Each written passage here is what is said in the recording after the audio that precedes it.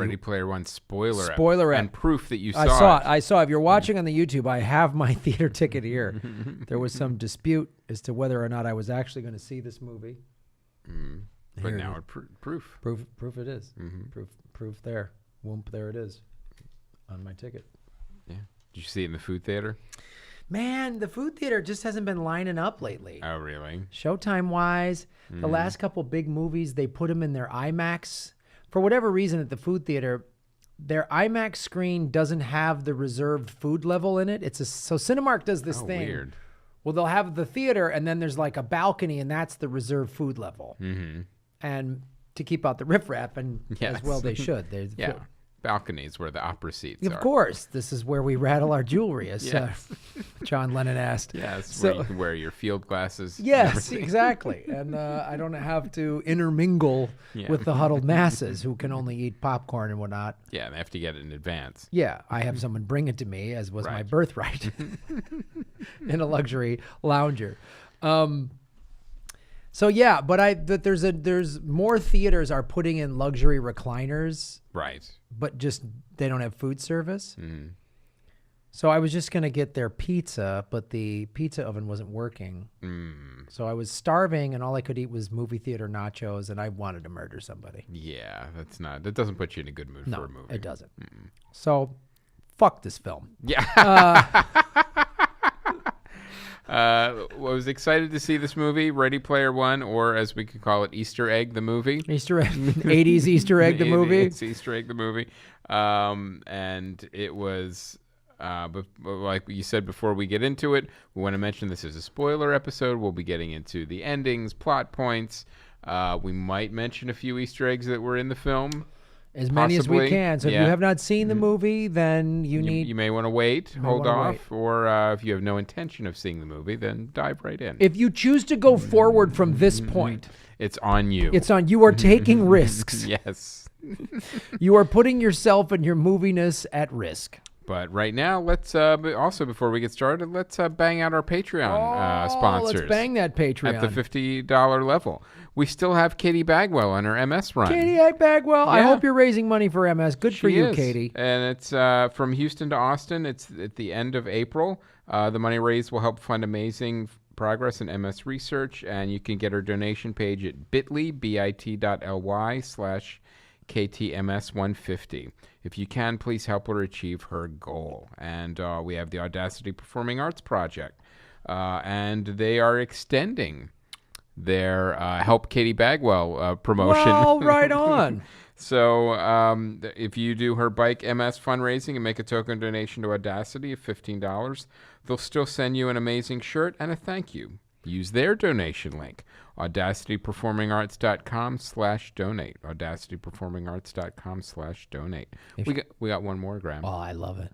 What do they got to say? Supplyanddomandinvesting.com. Because planning for retirement should be as easy as planning your next vacation. It just takes longer. Supplyanddomandinvesting.com. Boom. $50. Look at all the stuff you get. Look what you get. You can support your charitable cause. You can support somebody else's charitable cause. You can support the arts. You can support an investing thing. Whatever business you guys want to do. Yeah. You can pay $50 a month just to have us read a list of insults. We would do it, too. I would do that. Absolutely. You know, if you're really angry at somebody, I'm like, this is worth $50. We'll take care of it. So Ready Player One. Let's get into it. Now, I actually read the book. Did you read the book? I have not read the book. I tried to get it at my local library, but it was checked. It's not, Really? That was going to be in stock? No, it's like the 3 copies that they may have had. And I'm not going to buy it. Yeah. It's got $175 million budget. Yes. Its cumulative worldwide gross as of April 1st was 181. It did 53 million the first weekend here in the U.S., but it's going to make its money. Yeah, I mean, you've got all the fans that read the book wanting to see it, but also you've got this giant Spielberg spectacle. You've got gamers and fans of the 80s and 90s, and you really hit all the buttons with this movie. So it doesn't surprise me that it did pretty well. And I think this is also the kind of movie that's going to have legs with positive word of mouth and decent reviews and because it's made for the age of the internet. Like there's going to be a million YouTube views, like find all the Easter eggs in the movie. And that's it. Here's the ones we found, and here's the ones. And I'm sure they're all different too, like because there's so many in the movie. But one of the things that the book did specifically was stick with the 80s, whereas the movie branched out a little bit. There was some 70s, 80s, 90s. Yeah, because the licensing issues alone would be insurmountable if you got all that stuff. Licensing issues aside, I think just story-wise and thematically, the film would have been limited if it was just 80s references. Yes. And... Like a good example of from book to movie is that there was a whole segment with The Shining. That's not in the book. It's war games. Oh. So that's a big difference that was in the book. So it's right because war games was so big at the time in the 80s. Yeah, hasn't really held up. Right. Isn't it's a good movie, it's worth watching, but there's a lot that falls through the cracks and is left to sort of that generation, whereas The Shining is an amazing movie to watch. And I feel like Spielberg wanted to kind of give like a shout out to Kubrick for sure on that in the movie. That whole scene was amazing. That Shining stuff, they recreated some stuff and then just made it more terrifying and with massive, monsters. I mean, I love that. I loved that. Yeah, it was really... and the picture in The Shining then became part of the Easter egg within the game, in the world. Yes. Which was really cool. It was very... the movie's been very meta, like it's Easter eggs in Easter eggs and Easter eggs and Easter eggs. Like when you were growing up in the 80s, did you have an Atari 2600? Yes. Okay. Did you play the game Adventure? Yeah. Okay. Do you remember with the dragons that looked like ducks and the sword that was the arrow, and then you were literally a dot? Yeah. Like kids today, they can't fathom that video games even used to look like that. like this is what is this? This doesn't even look like anything. I remember somebody had brought the Atari 2600 to school, and like they hooked it up to like a TV in the science class and stuff, and this kid was all excited that he was going to show everyone the very first Easter egg. Like no, you got to go and you got to take this bridge and you got to go into this room and you got to get the dot. And then he showed everyone what it was. I'm like, oh my God, that's really cool. It was literally the first Easter egg. And then that's, was the final challenge in the film to find the first Easter egg. And it exists. It really is. It's even, if you get the emulations, like if you can get the Atari, collections like for the PlayStation or online or whatever, and all that stuff is retained. Like you can go and you can literally go and play those old games on your new systems, and you could find that Easter egg if you really want to.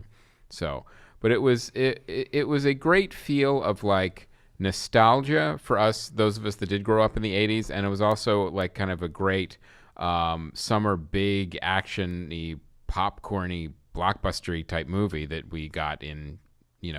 This is a June, July, August movie that we got in April, because now the studios are finally figuring out the summer movies are not just for summer anymore. Right. So I liked it. I thought it was a lot of fun, even with reading the book, and it was definitely different than the book, but it was still really fun.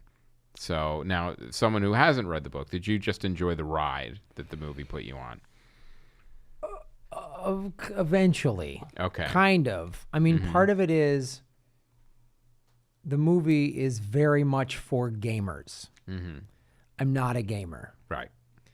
So there was some definitely cool things in there that I enjoyed, but the beginning of the movie was like, and I know this is, I mean, it's sort of by design because the ending is, once he takes over the company and wins, it's like we're going to have 2 days where the drift is turned off. Right. And he's sitting on the couch just kissing with his girlfriend. It's like, have a more human interaction, which is decent. It's just the beginning kind of bummed me out. But what if you don't have a girlfrand? Then what are you going to do? Yeah, and then you got to go back into the drift or make it digital, blah, blah, blah.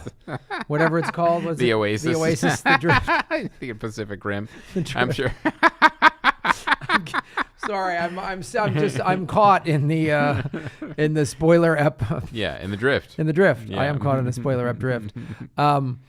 So it was like, wow, what a horrible future this is. Yes. What a dystopian, and This is the only escape. This is the only escape, Into and the it's more oasis. relevant now than it was when the book was written. Right. Because now we have VR. Now we have people. You know, I was you know, went out with some comics after a show, and everyone was sitting around talking and, you know, interacting. And one comic then just picked up their phone and spent the majority of the time just on their phone, not interacting with people. And later I saw that this comic had posted like, oh, hanging out after the show or whatever, and photos. And I was like, I felt bad for the person, because I was like, so you have to put up this like storefront, this like facade of so awesome. And it wasn't. You were sitting there buried in your phone. You didn't really interact with a lot of people. We all were laughing and talking and telling road stories and talking about the business. And this person wasn't. And I was just like, God, and I see so much of that. I get so bummed. I live at the beach. I try to go watch the sunset whenever I can, whenever I'm home working. So I'll go down there. And That's online. That's yeah. Why deal with the sand in your sock when you can get that online? Yeah, just search YouTube. And I've put on VR mat. They're amazing. Right. Well, now they are. You know, the first generations a couple years ago when they tried it and didn't work out as well. But now it's interesting. The technology has actually improved. It is amazing. And would it be cool to go do something I would never normally do?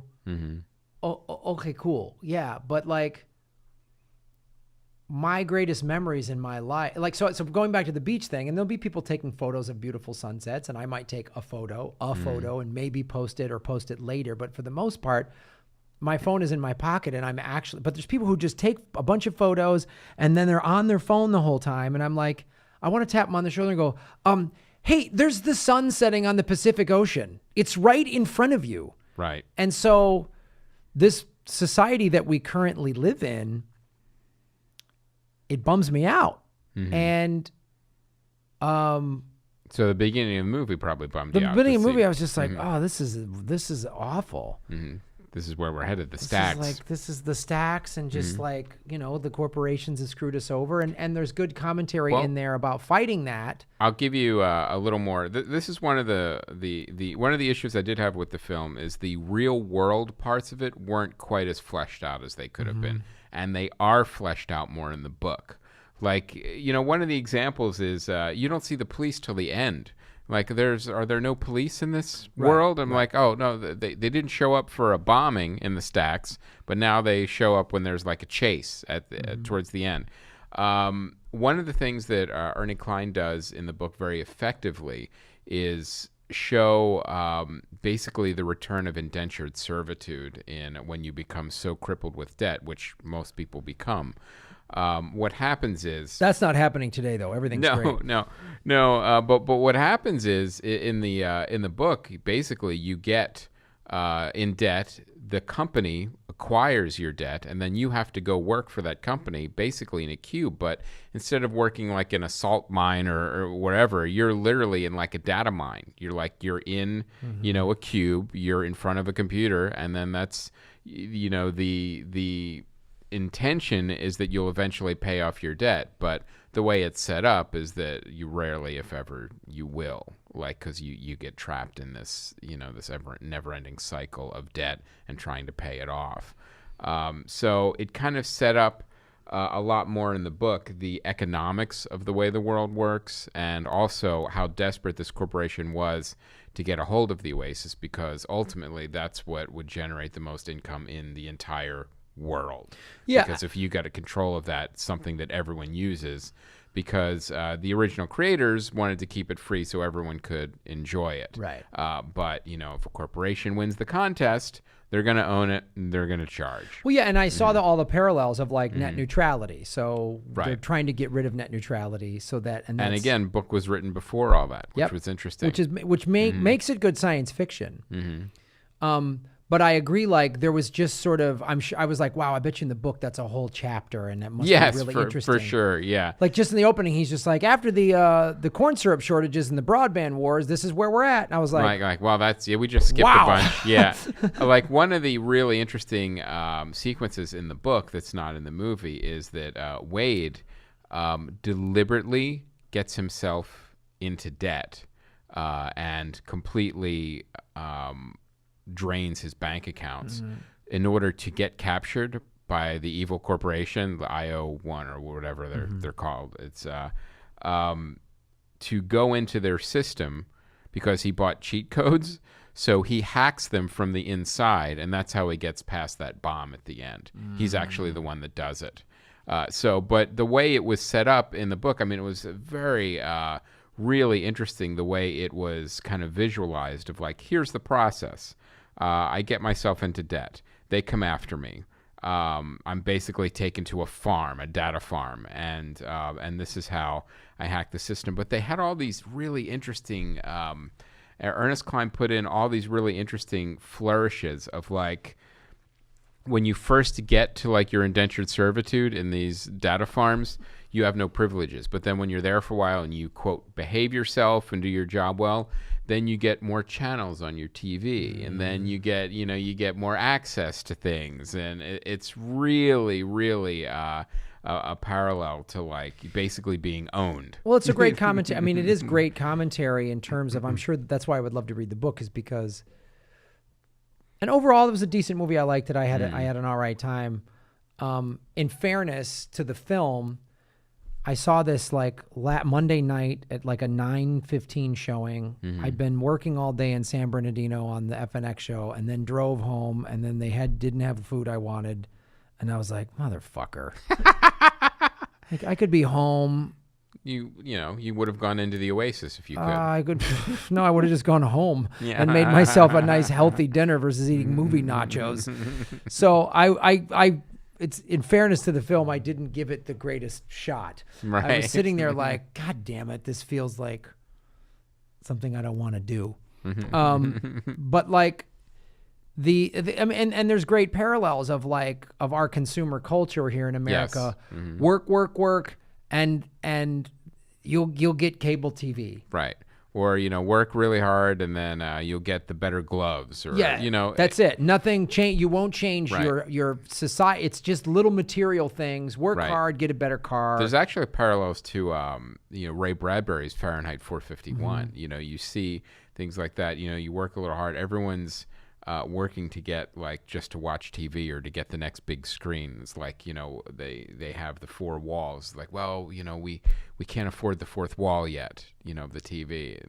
And so it really, everything focuses on that, getting that next technological leap. Like that's what everything is advertised. It's a helmet, it's a suit, it's gloves. And then when something malfunctions, it's like the end of the world. And, everybody's putting their money into it. So always get the new one, the new thing. And that's the thing that why it sort of bummed me out a little bit was we're already in that. And I used to play video games and I had a lot of fun with them, and why I never have become a huge gamer and even have had arguments with people about this. A former girlfriend started to play a lot of video games and was like, was telling me, and I realize I understand the amount of effort going into them and the amount of skill to play them, especially now they're so complex. But I was like, my greatest memories in life are not the video games I played. Mm-hmm. It's outside of Adelaide, Australia, I caught the longest wave I've ever caught in my life. Mm-hmm. It's the stuff when we went to Japan for the first time to shoot earbuds. Right. That first meal we went to, where we sat in that room and then sang karaoke in there. That we laughed our asses off. Yeah. Or the time or sitting in a Black Hawk helicopter in the Middle East, or being on the Great Wall of China, or looking at a sunset in Maui. Those are the things that stick with me the most, and none of those things are computer generated. Yeah, well, I will say this: I have many great memories of hanging out with friends in front of the TV playing video games, because I was a gamer as a kid, and that was you just go to a friend's house, we would swap cartridges, and we would have those, and I really felt like part of the movie was a walk down that lane, because it's also and I have some of those memories too of playing the games I always play were like sports games, and we'd be at a buddy's house in high school or college, and we'd be busting each other's balls and laughing. And those games and those times are over because the games have changed so much. Right. Like, you don't have a joystick with one button anymore, and you're not in a room with a bunch of friends. Everything's online. You connect with people all over the world. Yeah, right? yeah. And so, I remember we would play Atari 2600. We would play their Missile Command, and then, you would take your turn. Your friend would take his turn. You would take your turn, and that's just how it worked. And we would spend hours doing that.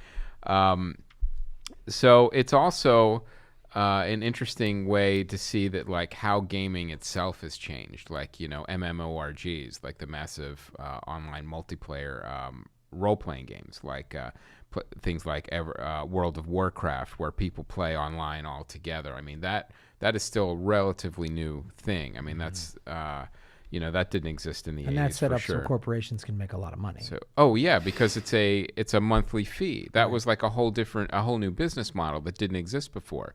It used to be you buy your cartridge, that's it. You play the game, and then you would swap them with friends, and that's it. There was never a quote subscription fee to keep playing the game every month. Mm-hmm. So now the responsibility is on the developers too. When that happens, it's a huge undertaking. You have to make sure your servers don't go down. You have to constantly be rolling out new content, or those subscribers go away, because gamers are very particular about their content and about their product. So it's interesting too to see, like, especially the buzz on the internet, like where the Easter eggs are, what's getting people excited, what's getting people not as excited, like when they spot something. Like Spielberg specifically wanted to make sure, like, his movies weren't in the movie, because who made more giant movies in the 80s than Steven Spielberg?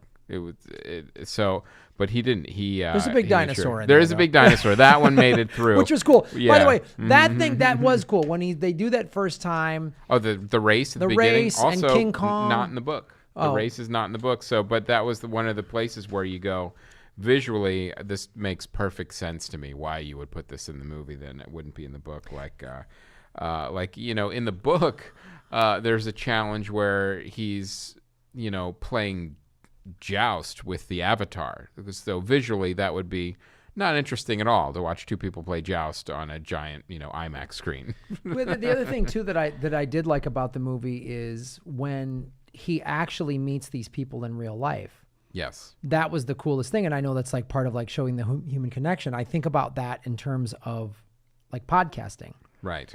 Mm-hmm. Or even like my YouTube channel. Somebody from my YouTube channel came out last Friday to the FNX show, and we took a photo afterwards. And I think about all the people that have listened to this show that we've met. I think about earbuds particularly, and people that we met and how cool that was. And like, Sinai, I consider her she's like a good friend now. She's not just someone listening to the show. Right. Mm-hmm. And many of the people have sort of become friends of ours in those towns wherever we're there, Yeah. And that to me is the cool thing. Then that's where technology and the internet can connect you. Can connect people. And that's obviously the theme of our film. But like that part of the movie, I really liked. I mean, there's cool chase scenes and there's cool, what's his name? He's a great villain.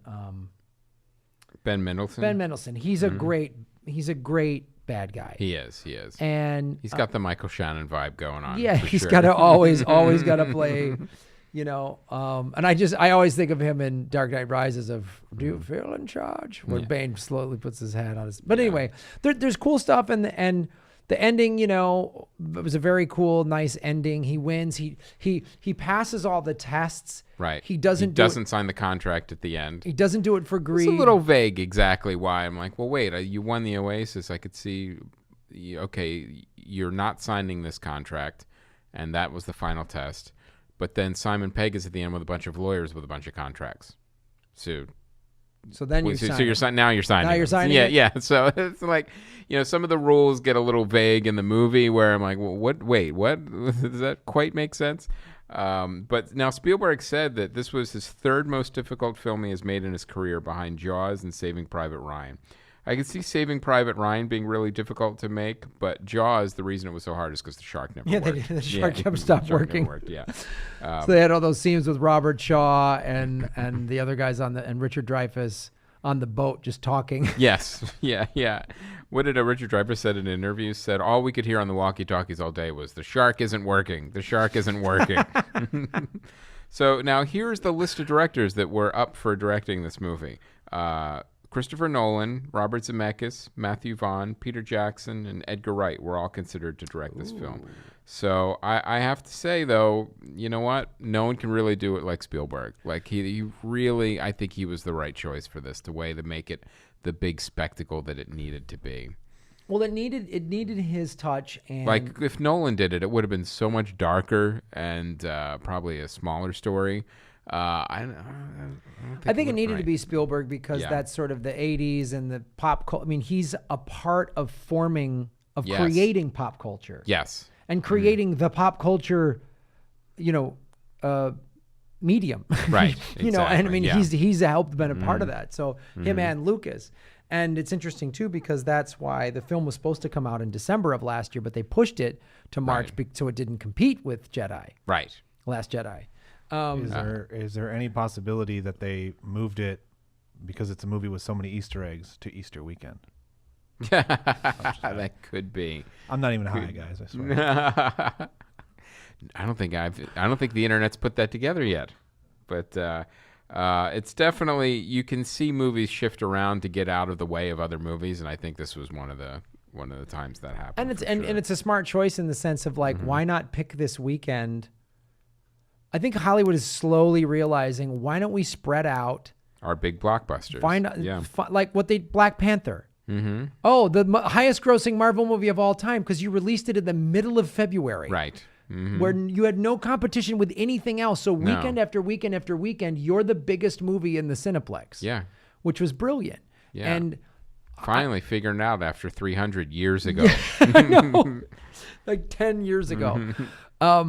So yeah, it was cool, and I think Spielberg sort of had to make this film, and I didn't realize it's his first science fiction film since War of the Worlds in 2005. Wow. Yeah. So, and it's doing better than The Post. Ah, well, look at that. So I have to say, it was a lot of fun at the movies. The book is still better, and the reason that the book is better is because it goes into more detail in this world. Like I really felt like this kind of the movie itself, especially in the real world aspects, it scratched the surface more, where we could have used a little bit more detail on how everything got the way it was, how things worked. I know there's not a lot of time in the movies to set all that up, but you could have set up a little bit more and give us a little, it's interesting to say, give the setting a little more character development, because you have this dystopian future, you want to kind of know more about it and how it works. And because all that is explained very well in the book, like there's no doubt, like how the economics of the world work, how the Oasis work, and why these corporations want what they want. It's just like we had after this war and that thing. Now we live in the stacks. Yeah, the bandwidth war. How did the stacks happen? Yeah. Why are they stacked up? Yeah. So there's definitely some differences between movie and book. The other thing too is the trials and the contests in the book are a little more involved, so they have a little more steps to them. But visually, I get it why you had to streamline it for sure, especially the race scene.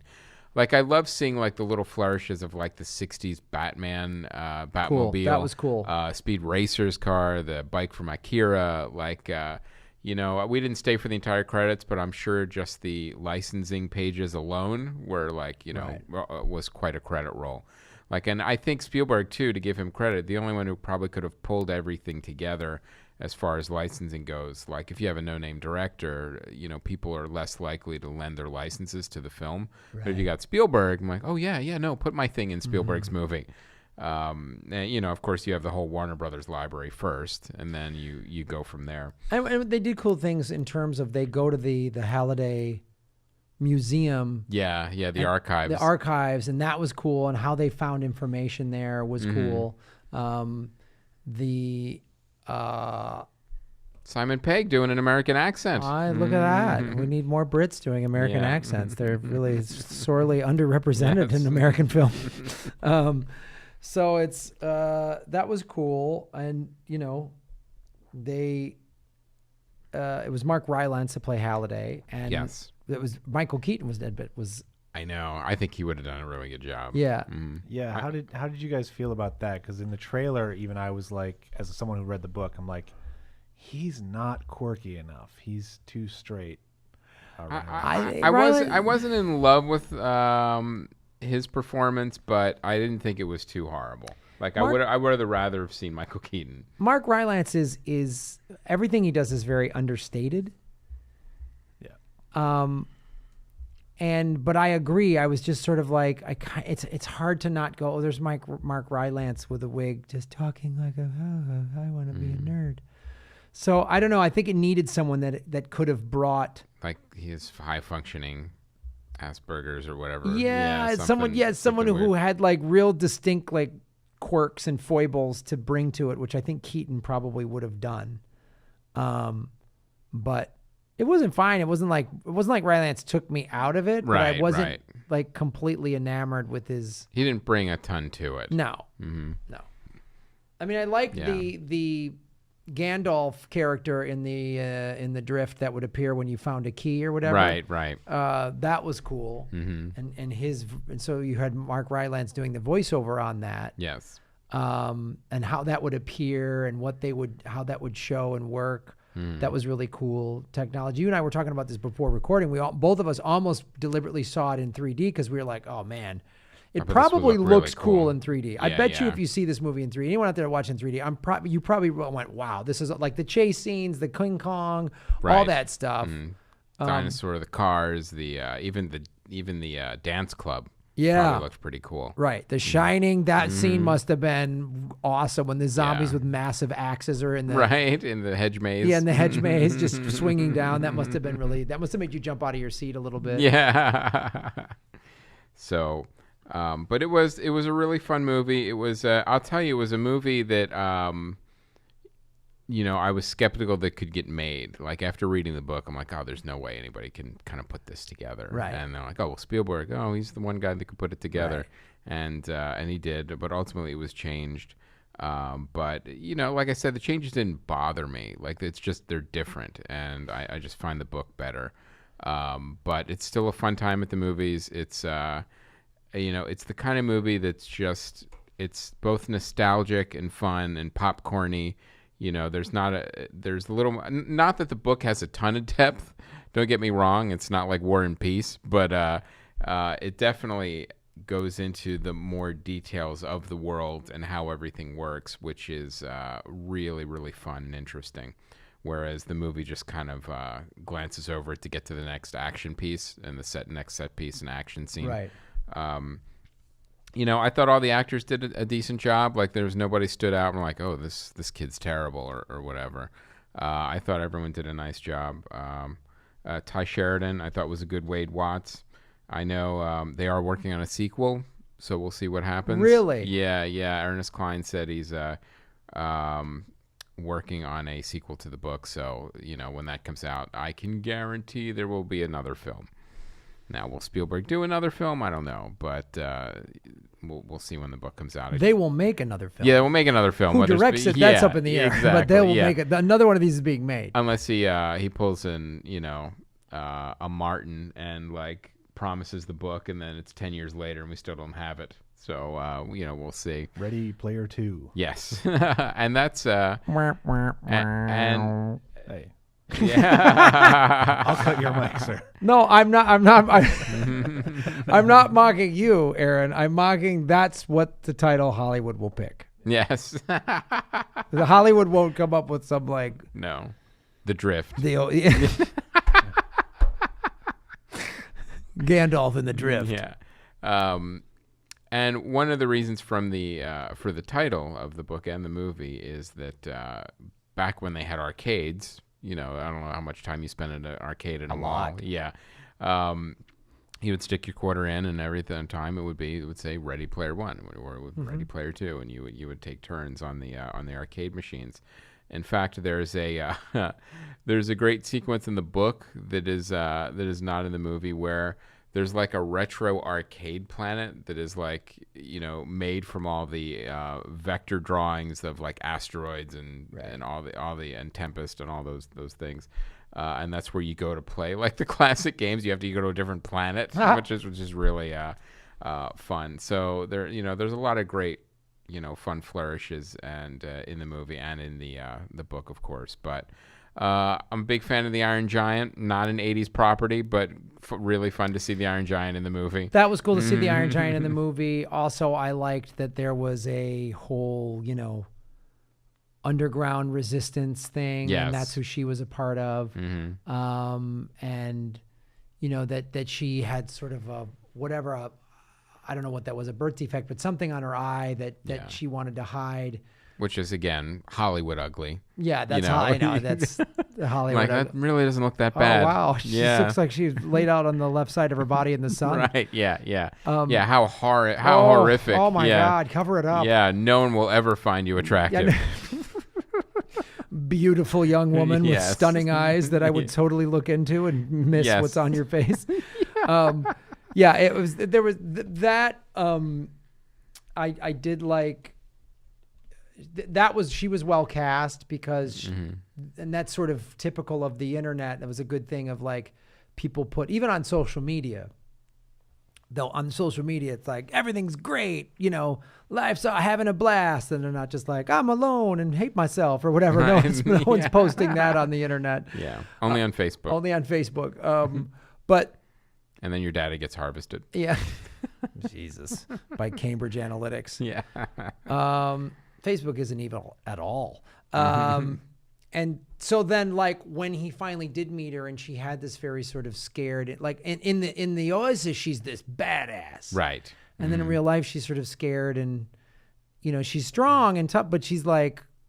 Yeah, a different person. Which shows that, people are, and this is a great parallel, people are different online.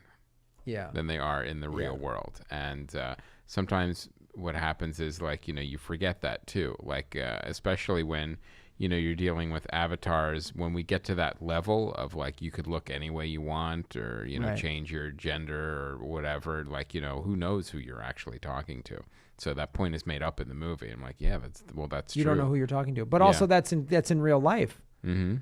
Like, you just meet somebody and they put on a face, or not a literal mask, but a figurative mask or face, and represent themselves in a certain way to you. And you think, oh, right, this is who they are. And then you realize, oh, no, they're not. No, underneath, there's somebody different. There's a liar. Mm-hmm. Yeah. So I did enjoy the addition of T.J. Miller's character, kind of like this weird, complaining hitman that's for hire. That would also seem to collect artifacts, so that was kind of part of his job. And he would have giant skull guns. So that was cool. So I mean, all that stuff was cool, and the collecting of the coins, right? I liked, and Holiday's greatest regret in life was not dancing and kissing with this woman that ended up marrying his partner or whatever. Yes. So that motivated the kid to like. I'm gonna kiss the girl. I'm gonna kiss the girl, and I was like, man. And also, you look at Halliday, and you're like, would that made a difference if you would have kissed her? Yeah, you probably still would have ended up with Simon Pegg.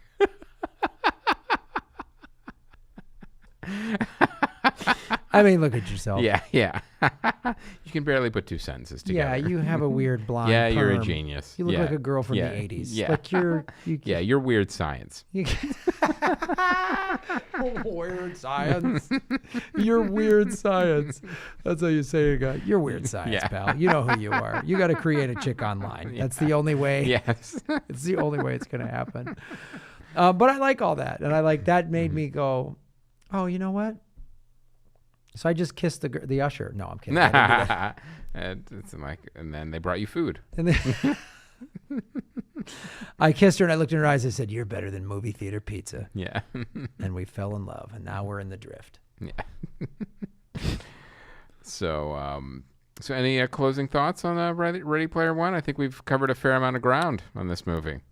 Go outside and live life, guys. Put down the VR goggles and go live life. As Matt Weinhold has a joke, he said, "You guys should all go outside. It has great graphics." Yeah. Really great 3D graphics outside. So I haven't been able to surf in a while, and that just makes me mad. Want to surf? Yeah, I can't. It's been cold and rainy. I liked that guy that was on the surfboard with the VR goggles at the beginning and the stacks, and he was like, "Woo!" Like he was on the wave. It made me so sad. What I loved was that the way Spielberg showed that no matter what you want to do or what you're into, there's a version of it on the Oasis, Right. which is why everyone is on there. Right. So no matter where you live or what you're doing, like that girl dancing around the stripper pole. Yeah, she has a stripper pole. Yeah, and you're yeah. just like, oh, man. So the one thing I would like to get that was in the movie, an omnidirectional treadmill. That looked really cool. I did when he was like, hey, there's someone surfing a 50-foot wave. I was like, well, see, that I would do because I'll never surf a 50-foot wave. That's never going to happen. So if I could, I could do that on a VR helmet for sure. So it's a fun time at the movies. I encourage everyone, if you enjoyed the movie, read the book because the book is definitely a lot of fun. Anything else you want to add? I think that's it, guys. Love to know your comments. Let us know. Let them, put it on the what do you guys think on Facebook or the YouTube page. Let us know what you thought of Ready Player One, and tell us if you read the book or not, and how that influenced your viewing.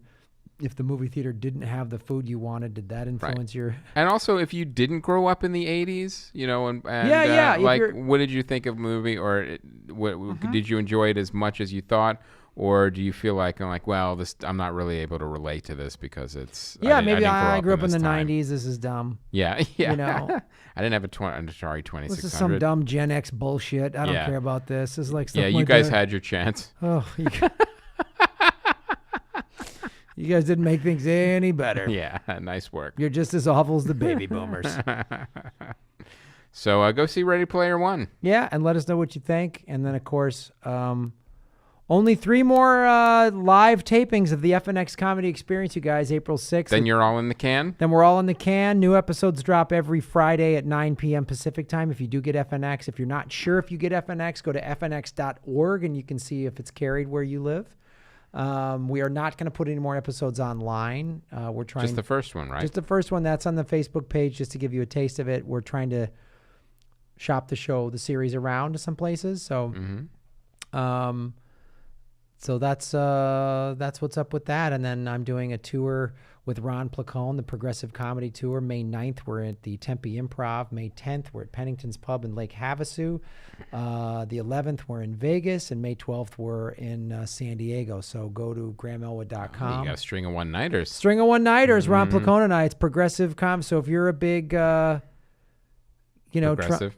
Progressive, you'll love it. If you like big Trump or Hillary supporter, I don't know if this is the show for you. Well, it's good you let people know in advance. Let people know in advance. If you're like, I still think the Democratic Party's savable, I would go do something else that night. Go see Ready Player One. Go see Ready Player One again. So yeah, all that's on grahamelwood.com, and there'll be more road dates this summer. I'm going to do more road stuff this summer since the show will be over. Great. Yeah. All right. That is our show, ladies and gentlemen. Ready Player One spoiler ep 77. Lock it in. Oh, halfway to 154. We'll get there. Oh yeah. Oh yeah. My name is Graham Elwood. And I'm Chris Mancini. And as always, remember, Han shot first. Easter egg.